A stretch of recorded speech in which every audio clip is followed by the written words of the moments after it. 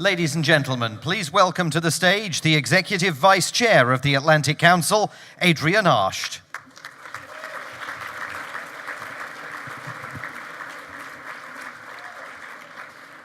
Well, that's the closest I will come to a voice like that. It does take your breath away. We all know Renee Fleming for her singing, for her musical accomplishments, so I'm not going to review that. You can do that either in your program or on Wikipedia. But I do want to tell you a few things about her global or international accomplishments. For example, she sings in English, German, French, Italian, Russian, Spanish, Portuguese, Mandarin. Governor Huntsman, I imagine you could sing with her. Japanese, and Elvish, which is from The Lord of the Rings, Return of the King. For many years, as she's traveled the globe, she has met with many, many heads of state. From our President Obama, she performed before the Queen Elizabeth. She was in Japan and performed before the Empress of Japan with Placido Domingo. She sang at the 25th anniversary of the fall of the Berlin Wall. She has sung at the Nobel Peace Prize ceremony and the 20th anniversary of the Czech Republic's Velvet Revolution. Additionally, she serves on the board of the Asia Society, and she works with the Polyphony Foundation, which is an organization that seeks to foster friendship and understanding between Jewish and Arab Israelis through the practice and performance of classical music by young people of all backgrounds. She is truly a dynamo on and off the stage. Her arts advocacy is well known, and she currently serves as the artistic advisor at the Kennedy Center. And so, without further ado, I would like to present the Atlantic Council's Distinguished Artistic Leadership Award to Renee Fleming.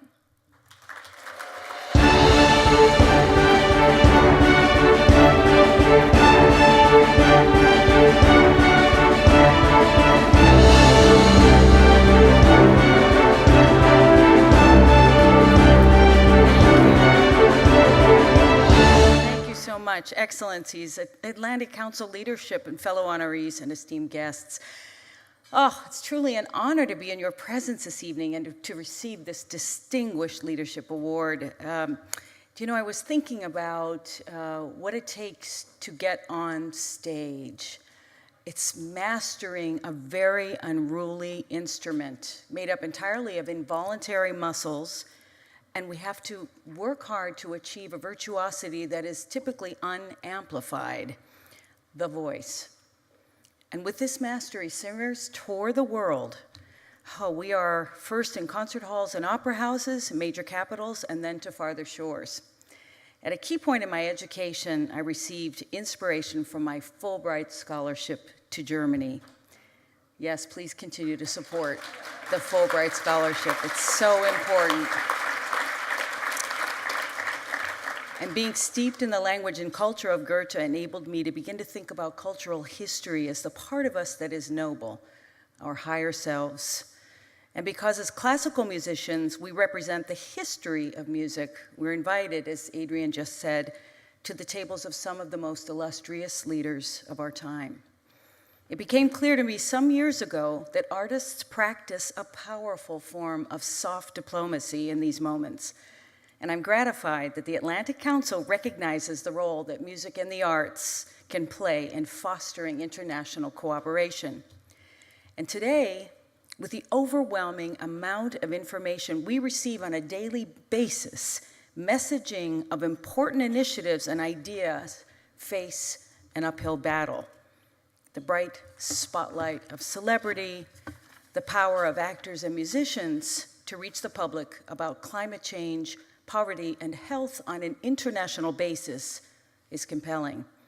For example, 2 days ago, Dr. Francis Collins and the National Institutes of Health joined me at the Kennedy Center for an exploration of neuroscience and music. And as a result, the NIH is adding music to their BRAIN initiative, citing research showing that it probably predated speech in the evolution of human beings. And further, during this convening, our former Surgeon General, Dr. Vivek Murthy, noted that feelings of isolation and loneliness in society are reaching epidemic proportions. It's little wonder that we describe so many perpetrators of violence as lone wolves. What science has discovered is that music triggers a chemical response in the brain that actually reduces feelings of isolation and increases a sense of social connection and trust. If political alliances promote human relationships on a larger scale, please remember that the arts can strengthen those relationships. We can join you not just as entertainment, sorbet, and a meal of substantive conversation, but as partners in your work to promote peace and harmony. Yes. Thank you. Thank you. And we love to share our art. I'm happy to introduce to you a remarkable new talent, a soprano from the Domingo K. Fritz Young Artist Program at the Washington National Opera. Ladies and gentlemen, Raquel Gonzalez. Thank you so much.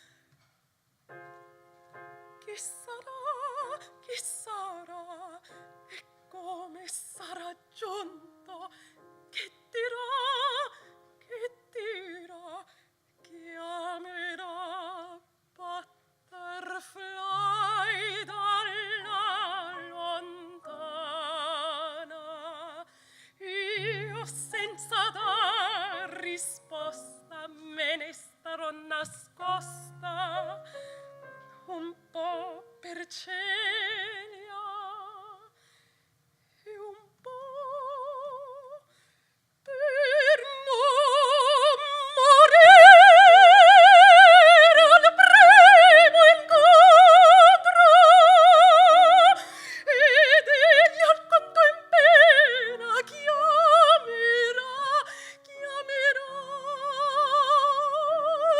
piccina mogliettina olezzo di verbena i nomi che mi dava al suo venire. Tutto questo avverrà, te lo prometto,